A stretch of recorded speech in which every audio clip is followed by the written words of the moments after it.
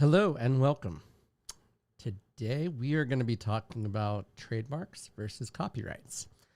And if you're confused, like many people are, we're going to lay out the similarities and the differences to help you better understand what it is that we do, or when to use one and when to use the other, kind of a little bit about the process, and help you if you need it. So let's get started. If you are new here, my name is Taylor Darcy from Think Legal, and we help people create the business of their dreams.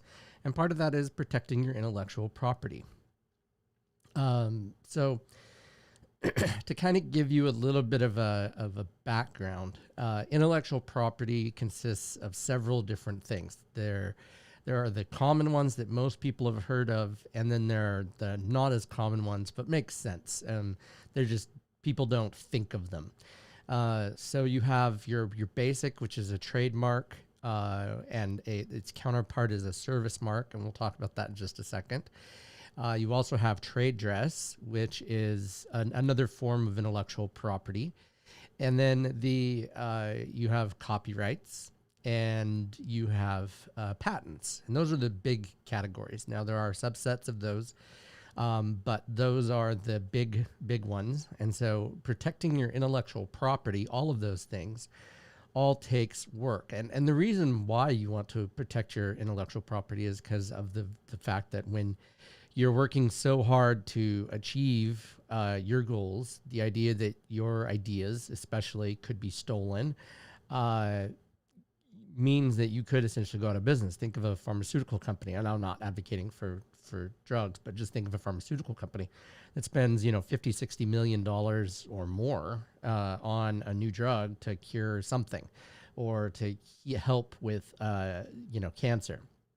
Well, the idea being that if they don't patent it, and then someone can just steal the recipe and then make their own, then they have lost out on that 50 million. And the same thing goes with the goodwill, which is another form of intellectual property, in the sense that that's why you protect your brand, is to maintain your goodwill with your clients, with your vendors, the corporate world in general.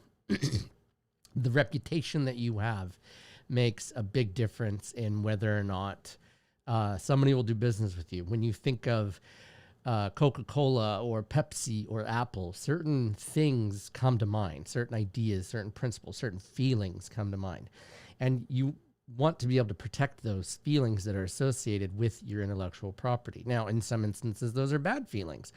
And so you can't necessarily protect it from that, but the idea being that you don't want people to slander your brand either, to hurt it through knockoffs or things that aren't up to the quality that you've built for your business. So that is why you want to protect your intellectual property, and that's why it's important that you do, that it's not just an afterthought of your business. Like, it's not just something you do when you've arrived. This is something that you can do in the beginning as you're building your business, so that you're getting a little bit as you go, and make it so that it's not so painful, and two, you're protected along the way. There's nothing worse than building something and then having it be taken away from you because somebody else stole your idea, filed the paperwork first, and it's just up to you. It's just screwed up that way. So a trademark and its counterpart, a service mark, is meant to protect a brand. Now, a trademark is meant to protect products or logos or saying something of that nature. And the counterpart is a service mark for service-type companies. So, for instance, Coca-Cola, their logo is a trademark because that goes on a can of Coca-Cola. Same thing goes with Pepsi. Same thing goes with Apple with their laptops, Nike with their swoosh. So that is what a trademark does. It's for products. Okay, not now. As an attorney, if I can service mark or companies that do a particular service can service mark their name so that you're getting the same protections as a trademark, but with based on a service instead of on a product. And so those are meant to protect brands, not a specific thing, specific of those subset of that product. Copyrights are meant to protect literary works, arts, photographs, things that are of a intangible but artistic type nature. Now, there are some creative uses for copyrights. For instance, some people will, if they develop a program for something, they will copyright the code that they do. So that's how you can use it creatively, as opposed to strictly a photograph, strictly a piece of art, or some sort of written word, because that is something that you can copyright. It's your original, must be original. That's the key to all trademark and copyright. It can't be obviously stolen. That's the big issue, is whether or not there's something stolen. So that's the fundamental. Those are like the basic differences. Trademarks and service marks are meant, and trade dress is meant to protect your brand. Think of the Home Depot color orange, right? And you couldn't build another hardware store with that same color orange and call it Home Store and get away with it, right? Because that's part of what makes you associate. That color orange is what makes you associate with Home Depot. And so you couldn't use it with somebody else's thing. Now, if you started a home goods store or home hardware, something like that, with a different color, that's perfectly fine, because they don't have the trademark on home. They have the trademark on the Home Depot, if you follow me. So the word home, you couldn't trademark. It's too broad, too vague by itself. But when you add it to a depot, then you could. Like when it's a common word, it can't be trademarked for the obvious reason, because then you would be enforcing against anybody that ever used the word home. So yeah, that's kind of the difference there. For copyrights, trademark registration is not required.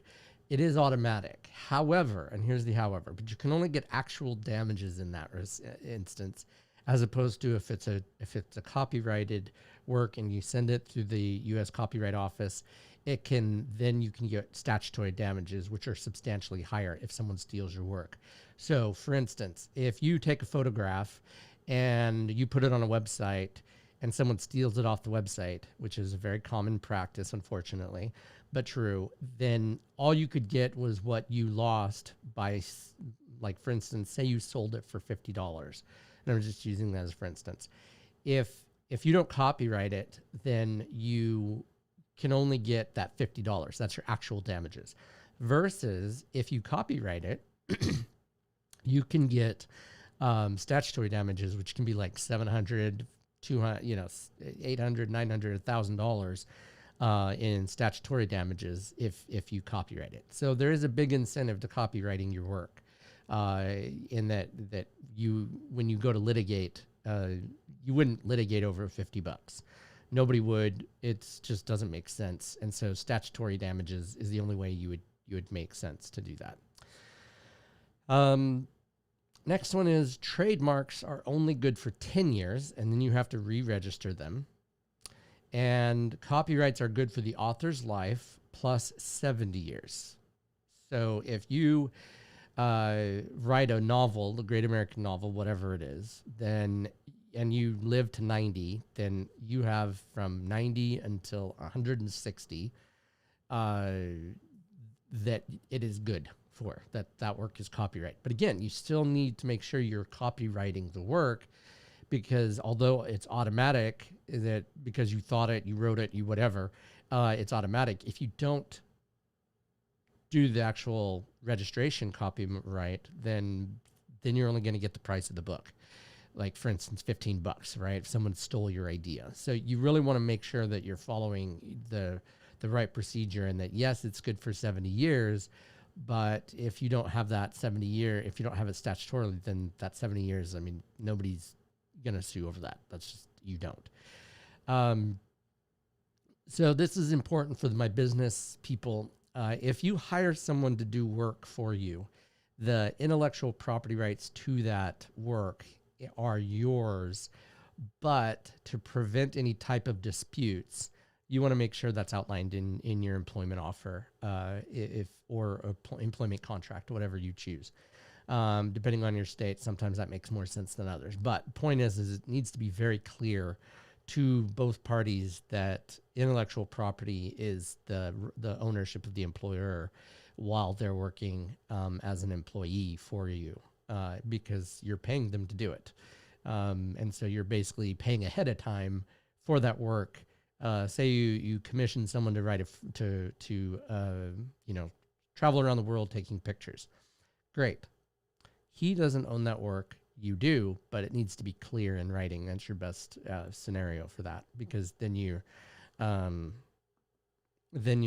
giving people a notice essentially that they are not owners of their intellectual property. Copyrights give owner exclusive right. I'm just going to list them off here: to reproduce, publish, distribute, display in public, perform in public, prepare derivative works based upon original.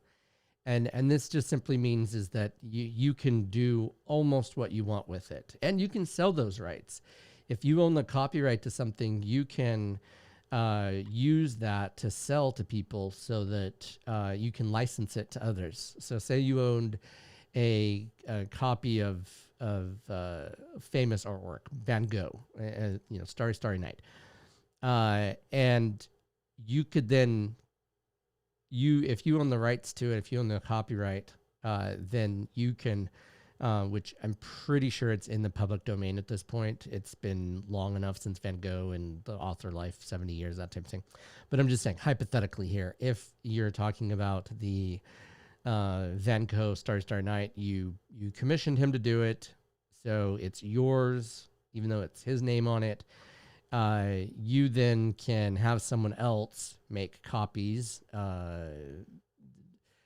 publish, distribute, display, all of these different things that you can't do if you don't own the copyright to it. So there's a lot of benefit to owning the copyrights to things, especially your own works. Like, you can copyright things and really help bolster that, right? And the important thing is, again, it comes back to registration. You don't want it to be where you don't get something copyrighted and it becomes amazing and or famous, and then you don't have the rights to it. And that's a big problem, because a lot of people just put that it's copyrighted. They don't actually do the copywriting process. Now, that brings me to the next point. A trademark ranges anywhere between $225 to $325. And when you put it in context, that's not a lot of money relative to the benefit that you get. Being able to protect your brand, being able to have nationwide clearance or accessibility for it. And you really want to focus on the benefit. Yes, there's a cost to it. That's just the filing fee. If you have an attorney do it, yes, it's going to be more expensive. But relatively speaking, it's not that expensive to create a national brand, because no other thing can you do that creates a national brand. Like, if you register in your state a business, it's only good in that state, and you don't own the copyright or trademark to it. You are risking that somebody else in some other state could then steal it and or just use it because you didn't register it nationally. Versus if you register it nationally, you can then you could keep someone from using it in a different state by doing so, especially if it's common and you're building a brand and it's very popular. So you want to take this into consideration when you're considering your intellectual property rights and what to do with it. Because at the end of the day, protecting these things is part of preventing not only other people from misusing it, because, imagine if you're Louis Vuitton and there's a knockoff of your purse. Well, it harms your brand because of the counterfeit factor, right? It's not only are you losing out on revenue, that's first and foremost, but if they do a crappy job at it, then you're risking that other people are going to negatively associate your brand with that knockoff, with that piece of junk knockoff. And some people don't care. They just want the logo, and they, don't care that it's a knockoff. They don't care that it's fake or counterfeit. They just want to look like they're doing it. And, that's part of what fuels the industry. Another thing about, trademarks, service marks, copyrights is that you can actually enforce it through not only the legal system, but the like civil legal system, but also the criminal legal system as well. For goods or services, you can have it, immigration's customs enforcement, you register it with them, and they will do it. They will keep a lookout for fake goods, fake products. So these are all things that you want to talk about, what's right for you, because in the end, there's no one perfect scenario. There's no one perfect thing that is right. And you want to make sure that you're doing, when it comes to intellectual property, proactive as opposed to passive. If you've been in business for any more than a year, you really want to look at your intellectual property rights and see if it's something that you want to register and spend money on, because in the end, you're gonna be much happier that you did, because you're gonna enjoy those benefits and the peace of mind that goes with it. I can't tell you how, and it's easy. It's easy to have someone do it for you. It's certainly a lot less expensive than having to fight a litigation case. Those are just some of high level differences with trademarks and service marks. So I wanted you to be aware of them and know that, or not trademarks, service marks, trademarks and copyrights, and when they're used, and some creative ways to use them, because to really build your brand and to really build your intellectual property, it's also an asset for if you ever decide to sell the business. That goodwill that we were talking about in the beginning is valuable, right? Your customer list that has you in high esteem has value to it, because then it's something that's work that the person coming in doesn't have to do. They don't have to spend extra money on those things. And that's pretty, that has value. It can bolster your value of your company by up to 10%, maybe even more, depending on how much value it is. Think of Coca-Cola, Pepsi, Apple, Nike, Microsoft, all of these. Part of what's in the value, if the product by itself without the name doesn't have as much value, the product with the name has more value. So I'm grateful to have talked with you. If you have any questions, comments, concerns, leave them in the chat, and I look forward to helping you in the future. If you haven't already, please don't forget to subscribe and like this. Don't forget to hit the bell. Talk to you later.